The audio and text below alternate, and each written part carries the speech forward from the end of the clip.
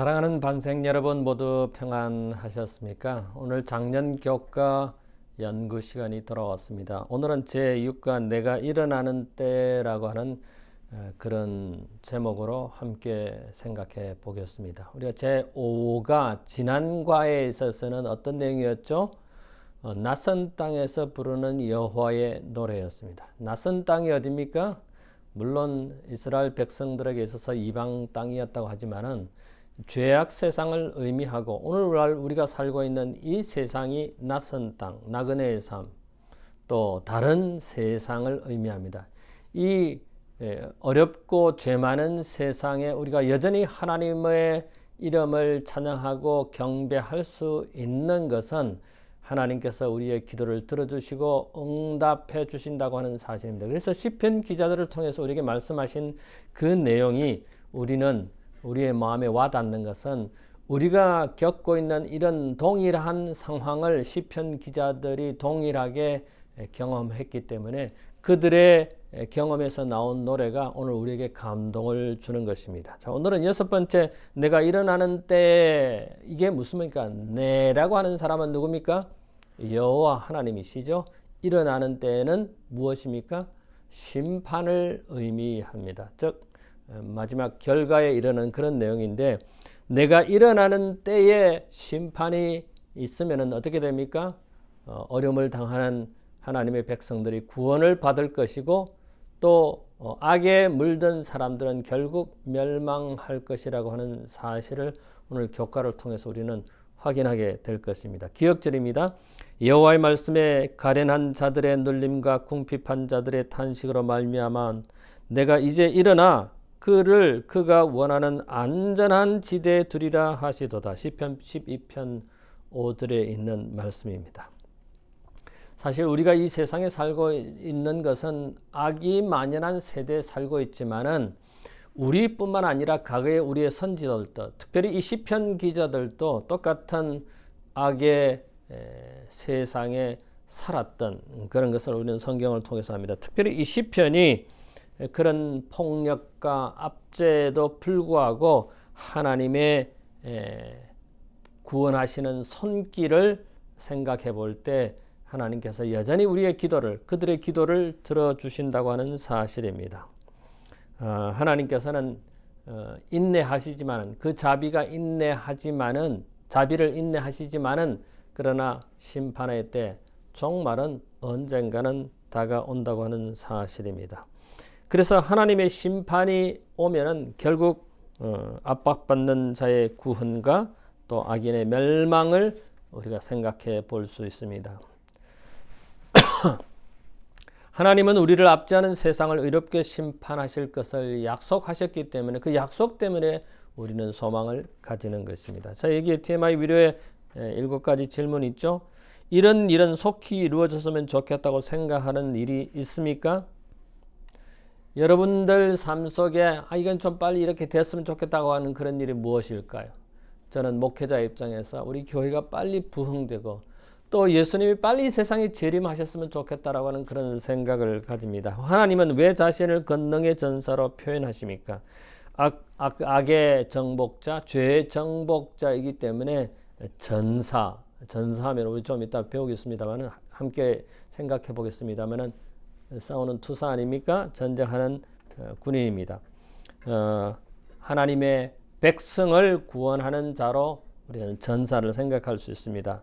세 번째, 어려움 중에 있는 사람을 가난하고 궁핍한 자라고 표현한 것은 무엇을 의미합니까? 일반적인 표현이죠. 이렇게 가난하고 궁핍한 자라고 하는 것은 어려움 가운데 있는 사람들을 일반적으로 지칭하는 내용이지요. 네 번째 질문입니다. 하나님께서 왜 인간 지도자를 심판하시며 그것은 무엇을 위해서입니까?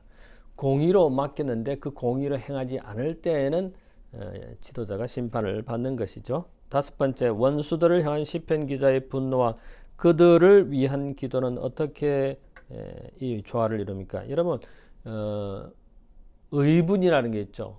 옳은 일을 위한 노를 바라는 것이죠. 그 분노는 의분입니다. 그래서 그런 기도를 하나님께서 들어주시고 자비롭게 대해 주신다고 하는 사실입니다. 여섯 번째, 하나님의 심판은 왜 성소에서 이루어집니까? 그 성소에 죄사함이 있기 때문에 우리는 성소를 좀 이따 살펴보겠습니다만은 이 성소가 우리에게 참 중요합니다. 일곱 번째입니다. 주께서 일어서시겠다는 말은 시편 기자들에게 무엇을 약속하고 있습니까? 하나님의 뜻을 이루는 것이죠. 하나님의 언약을 완성한다는, 주의 섭리를 이루신다는 그런 뜻이죠. 자, 오늘 내가 일어나는 때 제 이웃과는 불의와 억압이 만연한 시대의 어려운 그 모습, 그리고 그에 대한 하나님의 응답을 이 시편에 기록하고 있다고 하는 사실입니다. 사실 인간이 기다리는 때와 방법과는 다르지만 하나님께서는 당신의 시간에 의를 나타내시고 공의를 나타내신다고 하는 사실입니다. 다시 말씀드리면은 의인은 구원을 받고 악인은 멸망을 받는다고 하는 그런 결과를 가져오죠. 자, 첫 차단입니다. 권능의 전사, 권능이라고 하는 힘이 있죠. 전사, 우리 군인, 싸우는 사람 이렇게 생각할 수 있죠. 시편 18편 3절로부터 18절에 보면은 강한 원수로부터 건지실 것이고 76편 3절로부터 9절에 보면은 심판하시려고 일어나신다, 일어서신다. 시편 144편 5절로 7절에 보면은 우리가 연기 같고 안개 같은 세상에 살고 있다는 것을 보여주고 있습니다. 그러면 주님은 이 성경절에서 어떤 모습으로 나옵니까? 대적할 자 없는 전사로 등장하고 있습니다. 이 시편 기자는 누구도 감당할 수 없는 그런 하나님에 대해서, 권능이 있는 분에 대해서 묘사하고 있습니다. 이 시편에 나와 있는 이 18편과 76편과 144편을 통해서 우리는 하나님이 전사이시고 심판자이시고 위엄이 있고 또 백성의 부르짖음과 고통에 대한 응답함의 엄중함과 그리고 긴급함을 강조하고 있습니다. 이게 무슨 모습입니까? 하나님의 모습이지요. 자, 시편 18편 13절부터 15절에 있는 말씀을 한번 보겠습니다. 여호와께서 하늘에서 우레소리를 내시고 지존하신 이가 음성을 내시며 우박과 수풀을 내리시도다. 그의 화살을 날려 그들을 흩으시며 많은 번개로 그들을 깨뜨리셨도다. 이럴 때 여호와의 꾸지람과 콧김으로 말미암아 물 밑이 드러나고 세상의 터가 나타났도다. 자, 하나님께서 우리에게 필요하신 건 뭡니까? 행동하시는 것입니다. 권능의 능력자께서, 전사께서 일어나셔서 우리를 위해서 싸우실 것이라고 하는 사실입니다. 다윗은 수많은 전투를 행했지만은 결코 그 자신을 드러내지 아니하고 여호와를 의지하는, 하나님을 의지하는 그런 모습을 우리는 시편 기자를 통해서 알게 됩니다. 결코 다윗은 자신의 전투력의 권능에 의지하지 아니하고 오직 주님께서 싸우시도록 의뢰하고 전적으로 신뢰하는 다윗의 모습을 우리는 시편 기자를 통해서 확인하게 됩니다. 우리가 이 세상에 싸울 때 죄악의 세상과는 이길 수 없음을 우리는 너무나 잘 압니다. 그러나 예수님께서 친히 말씀하시기를 요한복음 16장 33절에 내가 세상을 이기었노라 하기 때문에 우리가 주님 안에 있다면 그 이긴 예수님의 이김이 우리의 이김이 된다고 하는 사실을 우리는 전에 교과들을 통해서 확인했습니다. 우리가 세상을 두려워할 것이 아니라, 원망할 것이 아니라 또 지칠지라도 낙담할지라도 여전히 우리는 예수님 안에서 승리하는 자가 된다고 하는 사실을 잊지 말게 되기를 바랍니다. 권능의 전사가 있다고 하는 사실을 우리가 안다면 두려워할 필요가 없겠지요. 그런데 그 권능의 전사가 고통받는 당신의 백성들을 위해서 공의를 베푸실 것이고 죄악에 물든 사람들을 공의를 베푸신다고 하는데, 아까 서두에 말씀드린 것처럼 하나님의 백성들, 고통당하고 압박하는 자들을 구원해 주실 것이고, 죄악 세상에 빠져 있는 그 죄인들은 결국은 심판에 의해서 멸망당할 것이라고 하는, 즉 압제당하는 자를 위한 공의의 하나님에 대해서 둘째 날에 설명하고 있습니다. 시편 9편 18절에 보면은 궁핍한 자 가난한 자, 12편 5절에 가련하고 또 궁핍한 자, 40편 17절 가난하고 궁핍한 자, 113편 7절에 가난하고 궁핍한 자, 146편 6절로 10절 억눌린 자, 줄인 자, 갇힌 자, 명인 나그네, 또 고아와 가부에 대해서 설명하고 있고, 41편 1절부터 3절에 가난한 자에 대해서 시편 기자는 끊임없이 이야기를 하는데, 이 기별이 우리에게 주는 영적인 교훈은 무엇일까요? 하나님께서는 가난한 자와 궁핍한 자를 일으켜 세우시고 공의를 행하실 것이라고 하는 사실입니다. 그래서 하나님께서 결국 우리를 구원시키신다고 하는 그런 내용입니다. 하나님께서는 이 가난한 자, 궁핍한 자들에게 대해서, 고아와 가부에 대해서, 명인에 대해서 특별한 관심을 가지고 계신다고 하는 사실입니다.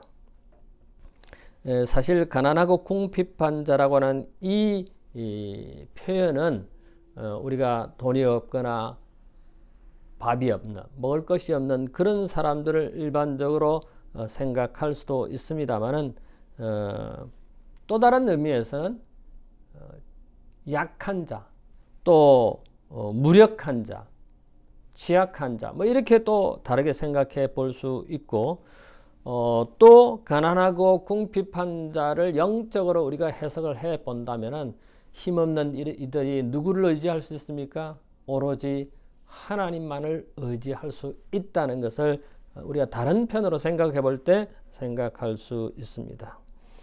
시편 41편 1절부터 3절에 보면 가난한 자를 돌보시는 것은 하나님의 그분을 향한 하나님의 자비, 하나님의 사랑이 아닌가, 이렇게 생각을 해 봅니다.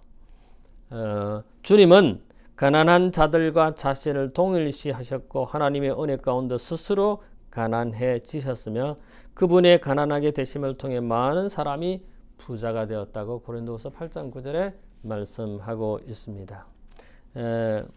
압제당하는 자, 가난한 자, 핍박을 당하는 자, 궁핍한 자, 이거는 물질적 가난한 것뿐만 아니라 심령이 가난한 자를 의미하기도 합니다. 그래서 심령이 가난한 자는 복이 있나니, 하나님께서 이 심령이 가난한 자가 복이 있다고 말씀하셨습니다. 이 세상은 로마서 5장 17절과 21절에 보면 이 세상을 죄가 다스린다고 했습니다. 그러나 분명한 것은 하나님의 공의가 심판을 통하여 그것을 의인은 구원하시고 죄인은 멸망하게 될 것이라고 하는 우주적 공의가 선포될 때가 올 것입니다. 우리가 예수님 안에만 있다면 사망이, 생명이 없는 우리가 영생을, 생명이 있는 존재로 바뀐다고 하는 사실을 오늘 전에 교과를 통해서 많이 확인된 내용입니다. 마침내 그 심판이 이루어진다면 예수님께서 이 땅에 재림하실 것이고 하늘의 땅은 우리의 것이, 하늘은 우리의 것이 될 것이라고 하는 사실입니다. 압제당하는 자를, 궁핍한 자를 위한 공의가, 핍박당하는 자를 위한 공의가 마침내 나타날 것인데, 그런데 셋째 날에 보면 너희는 언제까지 불의하게 판단하려 하느냐. 여러분, 이 너희가 누굽니까? 지도자들입니다. 뭐 실질적으로 말하면 이스라엘의 지도자들을 말하는데, 오늘 우리 지도자들에게도 해당되는 말입니다. 언제까지 불의하게 판단하느냐. 이게 무슨 말입니까? 하나님께서 공의를 주셨지만은 이 지도자들이 공의를 행하지 아니하고 불의를 행한다고 여기에 심판하고 책망하시는 것입니다. 지도자들의 주요 관심사는 그 땅의 평화와 정의를 보장하고 사회적 약자를 돌보는 것이 되어야 함에도 불구하고 그렇게 하지 않는 지도자들에 대한 하나님의 책망인 것입니다. 자, 시편 82편을 보면은 하나님께서 이 세상을 심판하시는 것에 대해서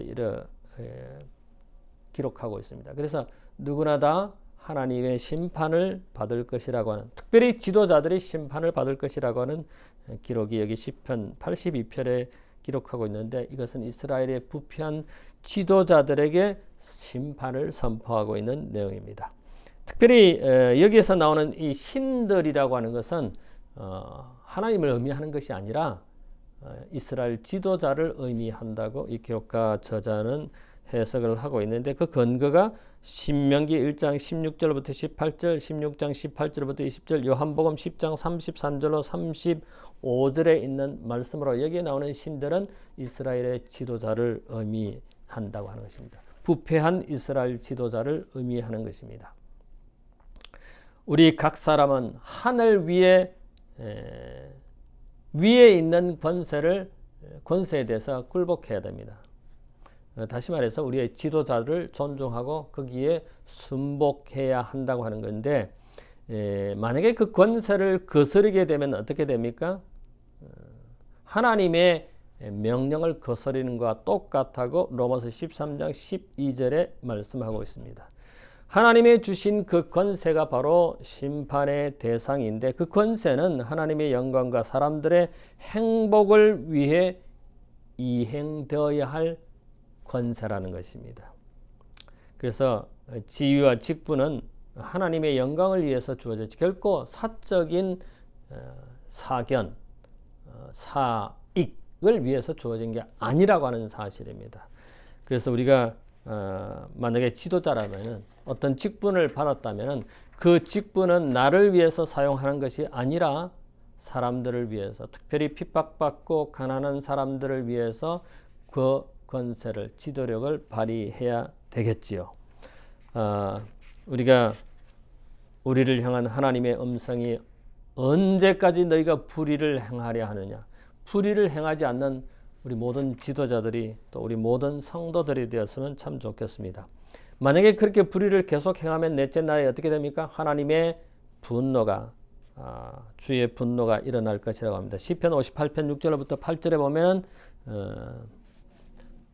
이빨이 망가지게, 이가 망가지게, 부러지게 되고, 69편 22절로 28절에 보면 분노가 일어난다고, 83편 9절 17절에 보면 생명책에서 이름이 지워지는 것일 수도 있다고 합니다. 바람에 날리는 지푸라기처럼. 94편 1절과 2절에 하나님을 복수하시는, 또 세계를 심판하신 주님으로 묘사하고 있고, 137편 7절로부터 9절에 보면은 예루살렘 성이 멸망한 것처럼 바빌론도 멸망할 것이라고 하는 이야기를 기록하고 있습니다. 자, 심판의 주체가 누굽니까? 물론 하나님이시죠. 또 이 시편 58편, 69편, 83편, 94편, 137편은 어떤 감정을 내립니까? 하나님께서 악인을 심판하신다고 하는 사실을 시편 기자들은 이야기하고 있습니다. 하나님의 보응은, 심판은 결국 악에 대한 심판을 받을 것이라고 하는 경고를 전하고 있습니다. 그래서 하나님의 보응은 공의와 은혜 가운데 이루어진다고 하는 것입니다. 이 시편은 결국은 우리에게 원수를 사랑하라고 하는 그런 말씀으로 꼴지어지고 있습니다.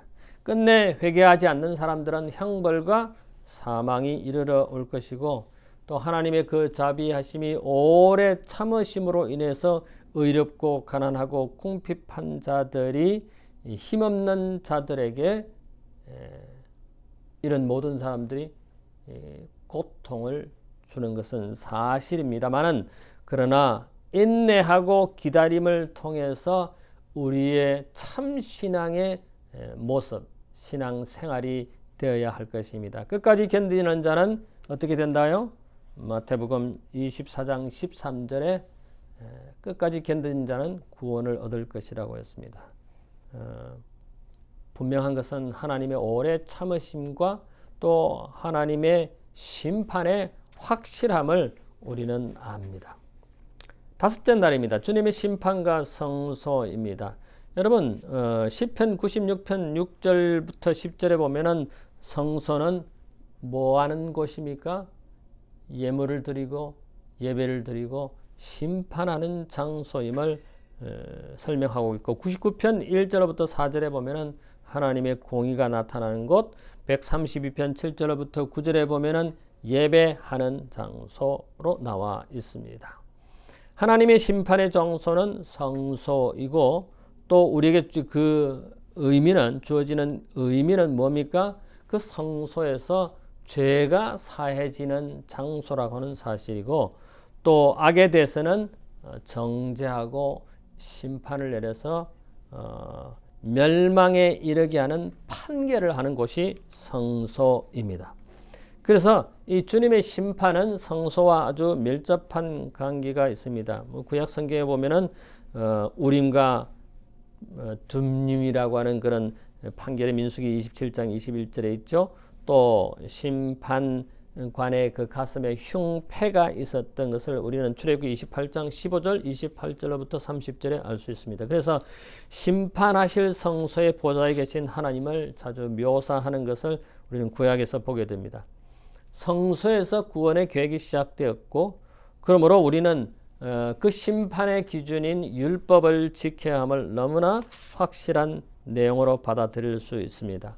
회개하지 않는 영혼들을 위해서 악한 행위를 갚아주시는 분으로 시편 99편 8절에 묘사하고 있습니다. 여러분 죄가 무엇입니까? 죄는 하나님께서 말씀하신 것을 순종하지 않는 것을 죄라고 말하는 것입니다. 하나님의 도덕법을 범하는 것이 요한 1서 3장 4절에 죄라고 나와 있습니다. 죄는 불법이니 곧 뭐라고 했습니까? 죽음, 사망이라고 했습니다. 율법이 있기 전에 죄가 있었을까요? 없었을까요? 율법이 있기 전에도 죄가 있었다고 로마서 5장 13절에 말하고 있습니다. 로마서 6장 23절에 죄의 삭은 사망이라고 했기 때문에 주님의 심판의 장소인 성소에서 죄사함이 있고 구원이 있고 멸망에 대한 선포가 있을 수 있다고 하는 사실입니다. 심판은 오늘날 하늘에 있는 성소에서 진행되고 있다. 일명 우리는 재림전 심판 혹은 조사 심판이라고 하지요. 자, 마지막 날 여섯째 날입니다. 산상본 팔복에 대해서 설명을 하고 있는데 시편은 우리 불의한 인간에 관한 인간의 무관심에 대한 항의이며 악을 받아들이지 않으려는 거부이다.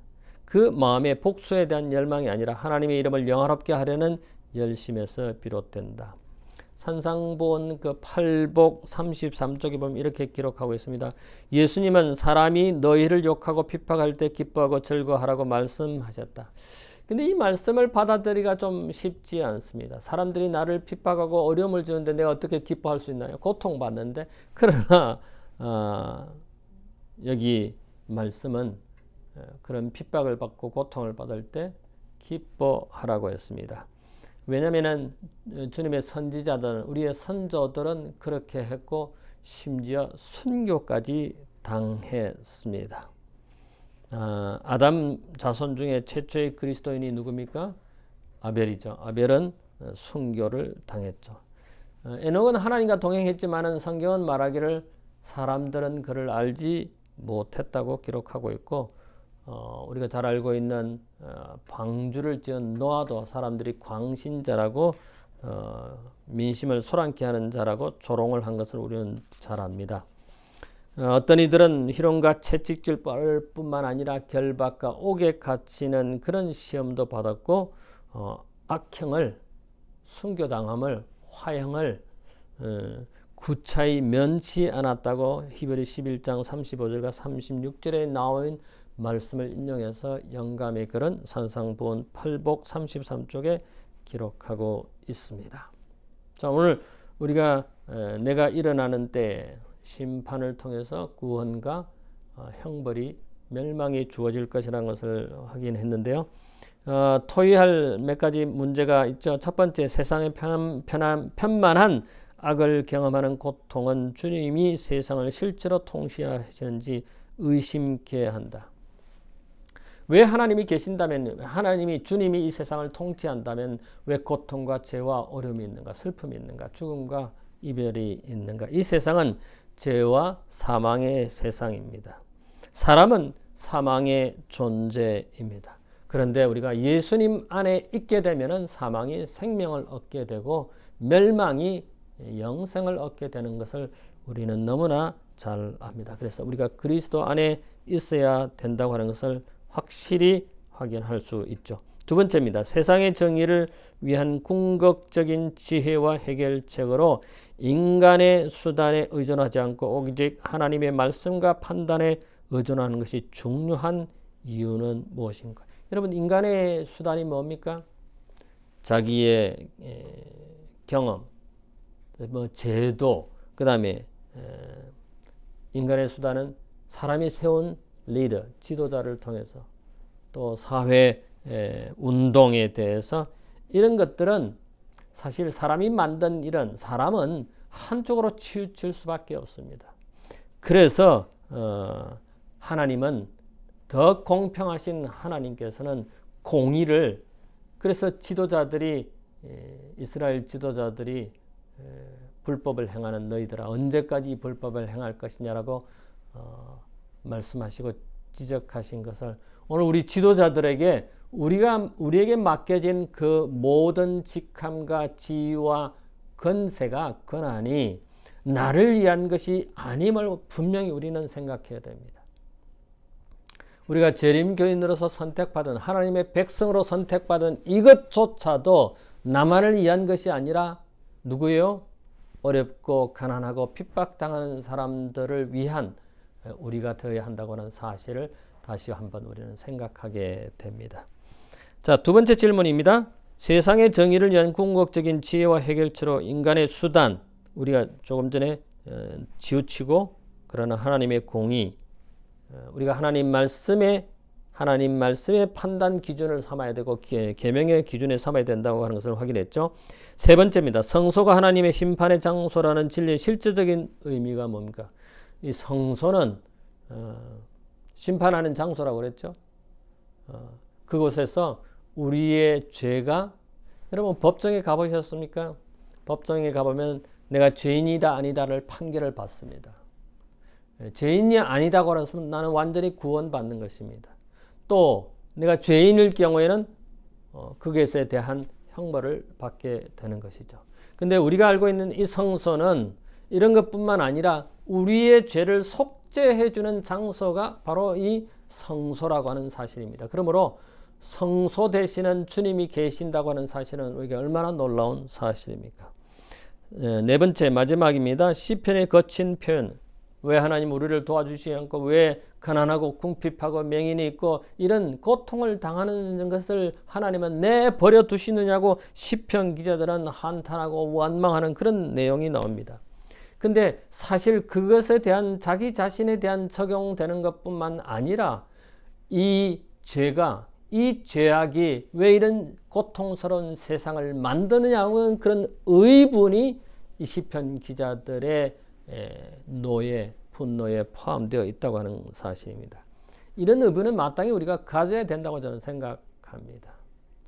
자, 우리는 오늘 제6과 내가 일어나는 때 여호와께서 일어나시면은, 다시 말씀드리면은 심판하시면은 모든 것이 끝이 난다고 하는 사실입니다. 머지않은 장래에 주님이 이 땅에 오신다면은 이런 모든 부당한 것과 고통받는 것과 핍박과 눈물과 이런 모든 어려움들이 해소될 것이고 우리는 하늘이 우리의 땅이 될 것임을 확인하게 되었습니다. 자, 제7과 다음 주는 주의 인자는 하늘에 이르고, 주의 인자가 뭡니까? 주의 자비와 주의 은혜가, 주의 사랑이 하늘까지 다다른다는 그런 뜻입니다. 주의 인자가 하늘에 이르고라고 하는 것은 다다른다. 그만큼 크다는 뜻입니다. 우리가 한 주 동안 이 교과 공부를 통해서 우리 모두의 큰 유익이 있게 되기를 바랍니다. 잠시 머리를 숙일까요?